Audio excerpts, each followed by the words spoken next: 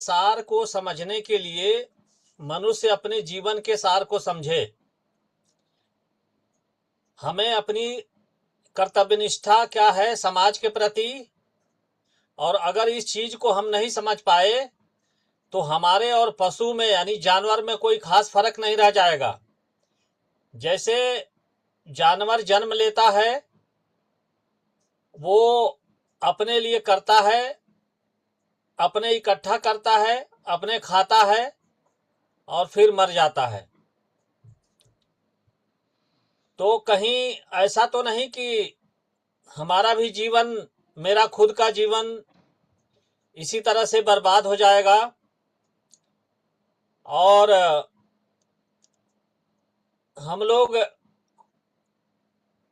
जीवन के अंतिम पड़ाव पे जब पहुंचेंगे तो कहीं ऐसा ना हो कि हमें अनुभूति हो कि समय रहते, वक्त रहते हम लोगों ने काम नहीं किया, और फिर वही युक्ति सब लोग याद करें अंतिम क्षणों में कि अब पछताए क्या हो तो जब चिड़िया चुन गई खेत। खेत।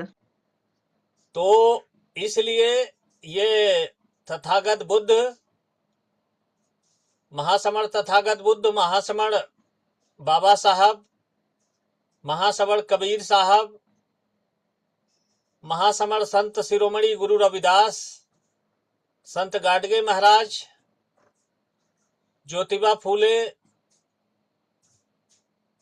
जितने भी हमारे महापुरुष हैं, सब लोगों ने यही संदेश दिया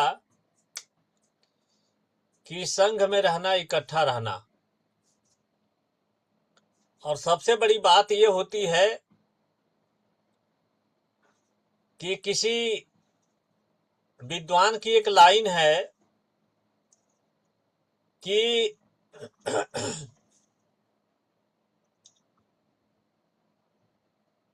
अपने लिए जिए तो क्या जिए, अपने लिए जिए तो क्या जिए, ऐ दिल अब जी तू जमाने के लिए।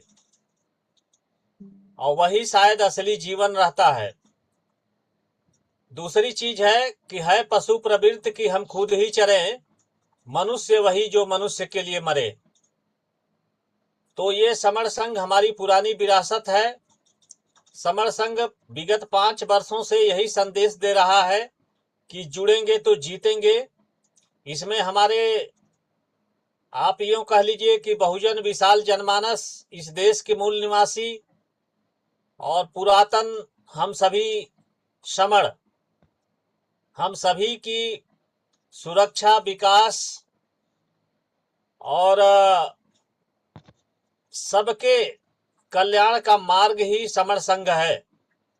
इसलिए हम लोग समय की वक्त को समझें, वक्त की कीमत को समझें, समय की कीमत को समझें। वक्त को हम बचाएंगे तो निश्चित रूप से वक्त हम सभी को बचा लेगा।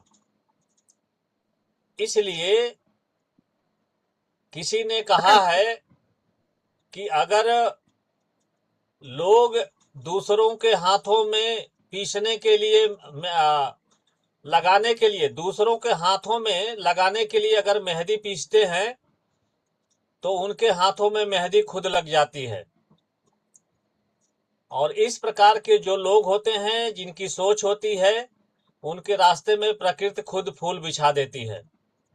जैसे कि हम लोगों के लखनऊ की संगीति में प्रकृति ने, नेचर ने अपने बारिश की बूंदों के माध्यम से हम सभी को आशीर्वाद दिया कि आप सभी बहुत अच्छा काम कर रहे हो। इसी तरह से अगर करते रहे तो हम आप सभी के साथ हैं।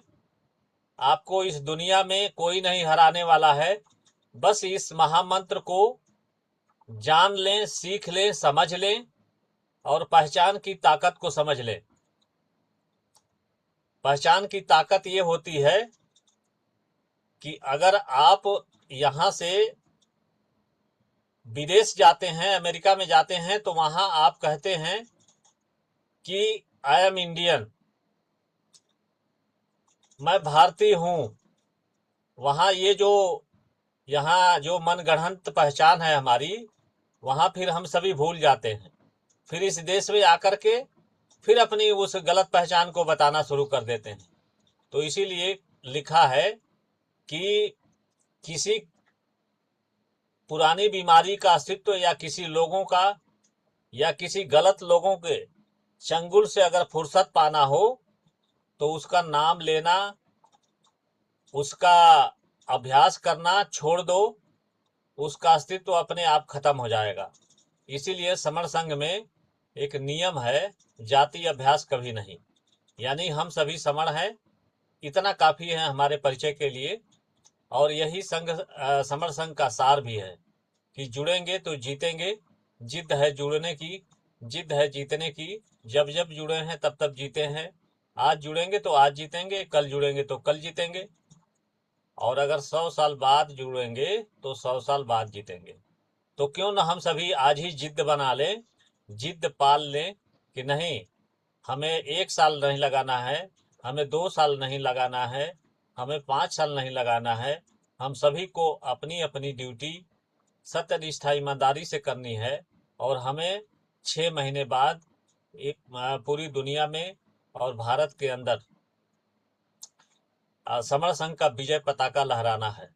इसके लिए सबसे आसान काम है, हम अपने दोस्त मित्र रिश्तेदार पास पड़ोस के जितने लोग हैं, पहले अपने रिश्तेदारों को जोड़ें, अपने परिवार को जोड़ें। और इस तरह से देखते ही देखते, जैसे हम लोगों ने थोड़ा सा कोशिश करी, परिवारों से मिले, उनको बताए, देखिए कितना मजा आया, सबका दिल बाग बाग हो गया। और लग रहा था उस दिन 31 मई को कि वास्तव में ये अगर इसी तरह से भीड़ इकट्ठा करने में हम सभी सफल हो गए तो ये पूरा भारत समणों का भारत फिर से हो जाएगा।